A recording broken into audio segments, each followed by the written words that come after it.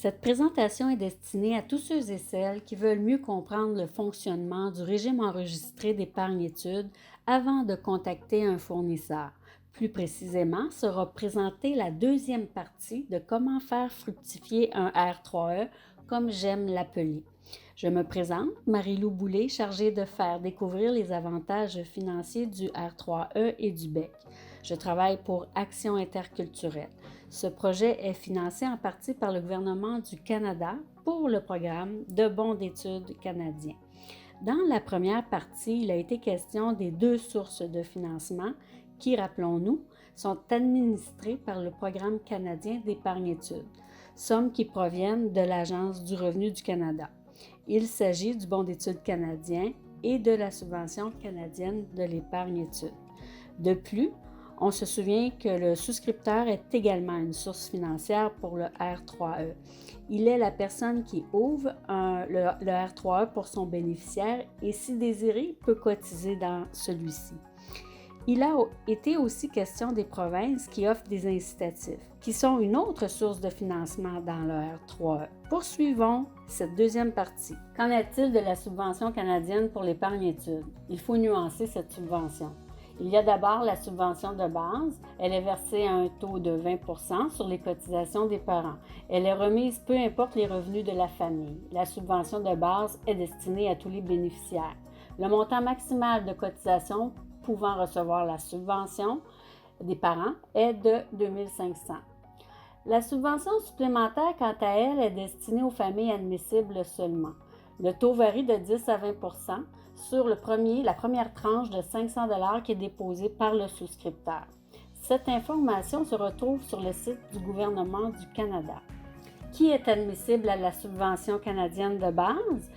Peu importe le revenu de la famille, Emploi et développement social du Canada, de base, va remettre une subvention de 20% sur les cotisations qui sont versées dans l'année à tous les R3E pour tous les bénéficiaires. Il y a un maximum de 500 $ par année remis en subvention. Donc, on parlait d'un 2500 tout à l'heure. Et ensuite de ça, il est possible de récupérer les droits inutilisés. Ce sera le sujet d'une prochaine capsule. Et le plafond maximal à vie des subventions canadiennes est de 7 200.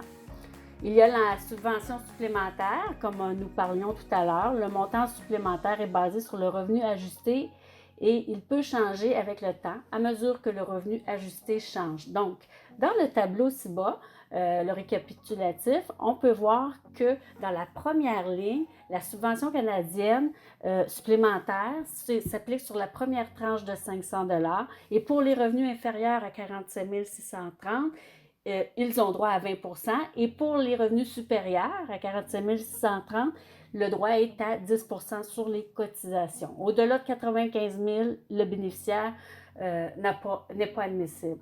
Pour la subvention de base, on peut lire que peu importe les revenus, ils ont tous 20%. Ensuite de ça, il y a également le plafond à vie de la subvention canadienne auquel on peut avoir droit dans un R3E qui est un montant de 7 200. Et ce, peu importe les revenus de la famille. On reprend le même tableau utilisé pour présenter les versements du BEC. La première colonne correspond à l'âge du bénéficiaire. La famille a un revenu net réajusté de 47 630, donc elle a droit au BEC. Regardez à la colonne 5, les versements s'échelonnent jusqu'à 15 ans d'âge du bénéficiaire pour donner un total de 2 000 $. La famille qui cotise à la hauteur de 30 $ par mois accumulera 360 par an, tel que présenté en deuxième colonne.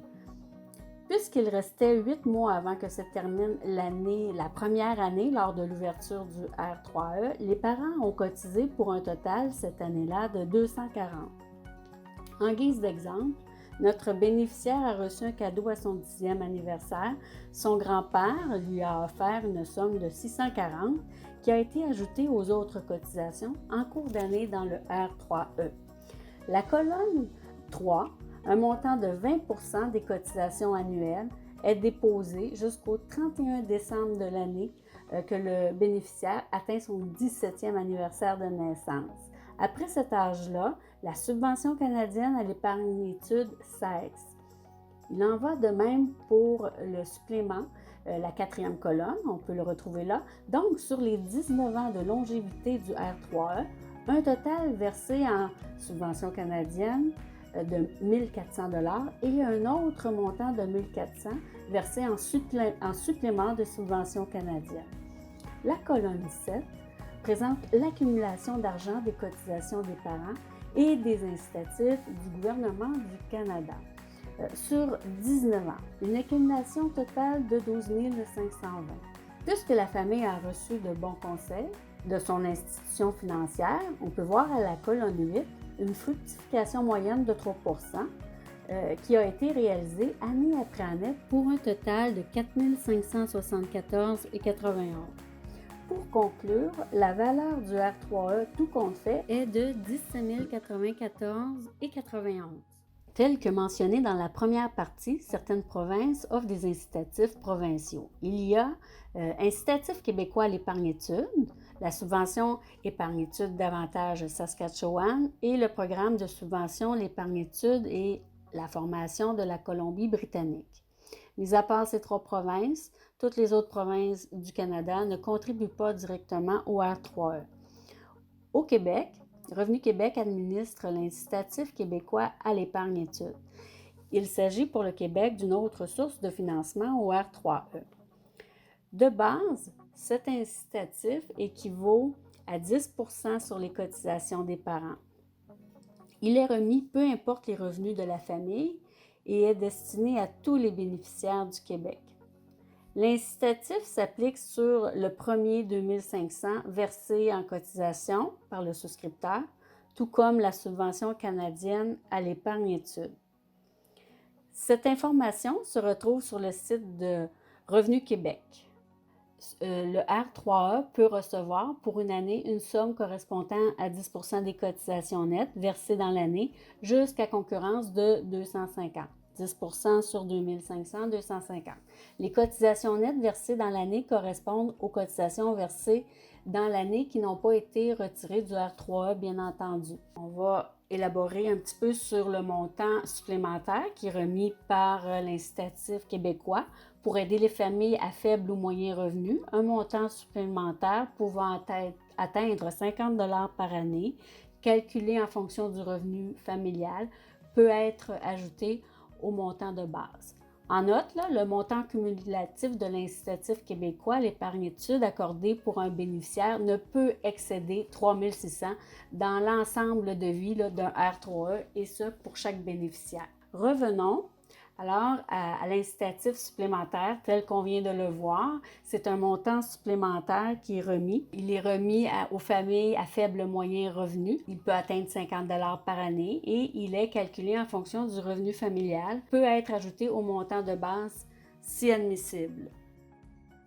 Ce même tableau nous revient avec l'ajout de l'incitatif québécois. Ajouté à la cotisation annuelle de 360 par an, que l'on retrouve en deuxième colonne, Revenu Québec dépose 10 % en incitatif. À la sixième colonne, ce 10 % des cotisations annuelles est déposé jusqu'au 31 décembre de l'année que le bénéficiaire atteint son 17e anniversaire de naissance. Après cet âge, Revenu Québec cesse de verser l'incitatif.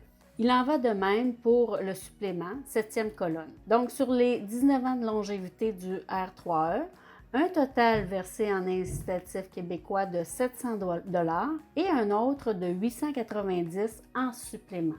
La colonne 8 présente l'accumulation d'argent des cotisations des parents et des incitatifs du gouvernement du Canada. Et également, les incitatifs de Revenu Québec s'y retrouvent sur la période de 19 ans. Une accumulation de 14 110. Neuvième colonne, une fructification moyenne de 3 % a été réalisée année après année pour un total de 5 166 $. La valeur du R3E, tout compte fait, est de 19 276. C'est ce qui complète la deuxième partie de comment faire fructifier un R3E. La prochaine présentation vidéo portera sur ce qui se passe avec les cotisations lorsqu'un souscripteur veut reprendre ses cotisations et fermer le R3 avant ou à échéance. et encore plus de détails sur les possibilités du R3E. Je vous remercie. À une prochaine séance d'information.